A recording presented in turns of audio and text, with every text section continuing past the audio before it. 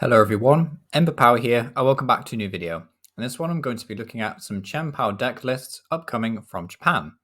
So Chien-pao, it's a hard name to pronounce, okay? Don't criticize me. Basically, this Pokemon is like one of the most anticipated Pokemon decks from Paldea Evolved, and for good reason. It has very solid damage output in the form of Hail Blade, and has pretty decent consistency.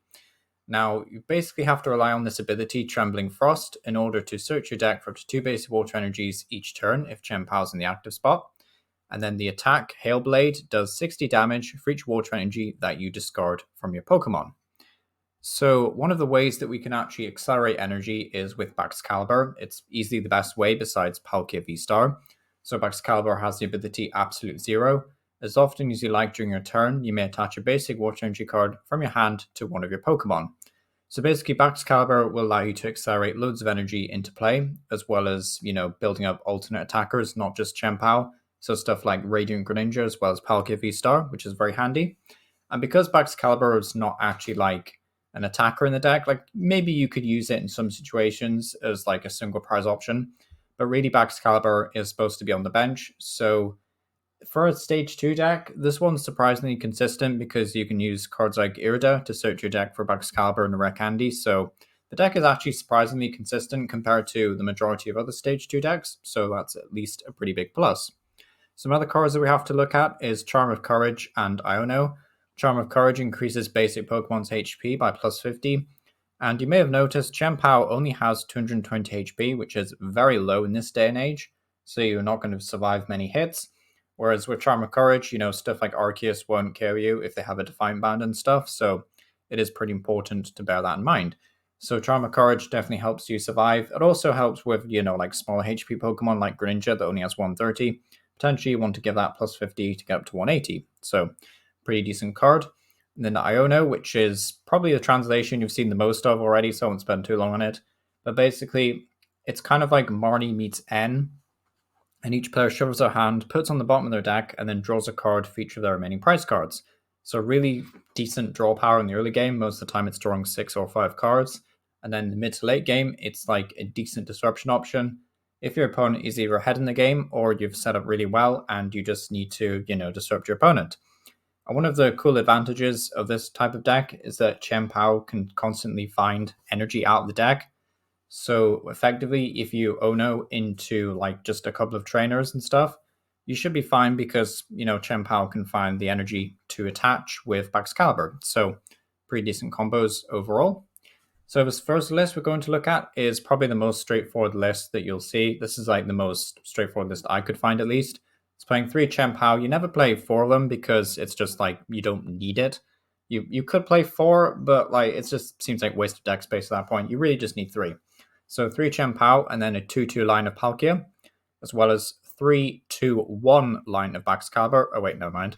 That's 3 Baxcalibur and then 3 Frigibax. Okay, so it's not playing any of the mid-evolutions, just playing 3 of the basics and then 3 Rare Candy. It's also playing Radiant Greninja as a decent way to draw cards, as well as, fuel energy in order for Palkia V-Star to bring it back with Star Portal. It's also pretty decent as just a mid to late game attacker. It's also playing the Kyogre from Crown Zenith because this deck really struggles as to having like a one prize option that's really strong. But the Kyogre from Crown Zenith is definitely a solid option. We've also got Luminion V, which is surprisingly decent in this deck because most of the time Luminion would be like a liability.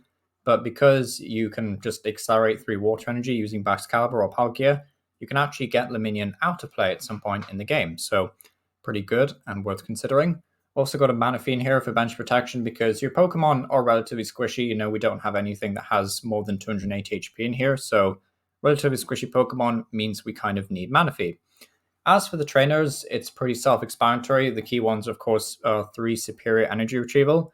If you weren't playing like back in the day when this card was standard legal, basically just says discard 2 cards from your hand and then you can retrieve up to 4 basic energy cards from your discard pile. So that's going to allow you to chain multiple Chien-Paos in a row. Also playing one of the new Super Rods, shuffle 3 in any combination of Pokemon energy from your discard pile back into your deck. And that's about it really for interesting items. Supporters we see 4 Arida, help you get set up of course, 2 Ionos, 2 Averys, 2 Boss, 1 Clara, and then a stadium which I believe is called Skate Park. It's a stadium that doesn't really see a lot of play for good reason. It's not very good. But with Chien-Pao, it's actually decent, to be honest. It allows you to, well, basically what it says is that when you retreat, you get to keep the energy. So, for example, if you pay 2 energy onto a Chien-Pao, then you can use its ability to search your deck for up to 2 basic energy, then retreat into a different attacker, and then you keep the energy, effectively. So you'll have gained 2 energy, I should say. So that's kind of like why the skate park is in there for a decent stadium. It is a 2-off, so we're not super reliant on it, but, decent option to consider. Next list is going to be a bit of a more of a focus on Palkia V-Star. So I guess if you're a big fan of that deck, then this will be good news to you that Palkia seems to be on the rise again. But 3/3 line of Palkia, so pretty thick. Also playing 2 of the Chien-Pao, and then just a 2/2 line of Excalibur, which seems a bit shaky, especially with just 2 rare candy. But, this person obviously thinks that they can get away with it.